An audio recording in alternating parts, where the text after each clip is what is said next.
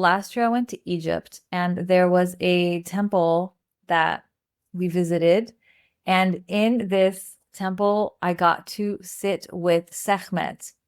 And so you sit with this amazing sculpture, which is not a sculpture, it's very much a presence. I got to spend time just there connecting with her energy.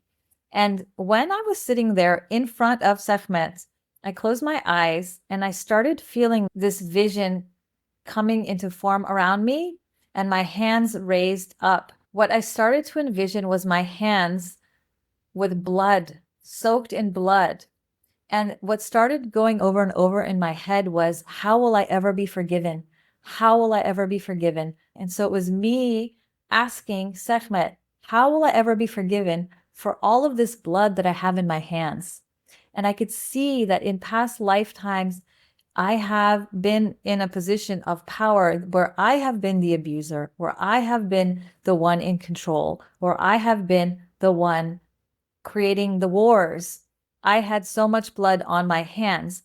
And I could see how in this life it was keeping me from really stepping into my full power and claiming it in my own work and business and life right now.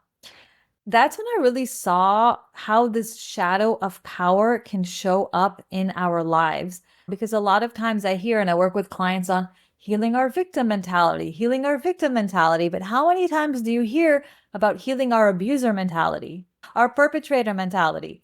Especially because a lot of us are here doing beautiful light work and wonderful things in the world. And so I got this amazing transmission from her as I asked her this question. The message that I got was, you don't need to be forgiven. You have experienced power in other forms in past lives so that you know how to hold it differently in this life and use it for good. There's nothing to be forgiven. I want you to just sit with that.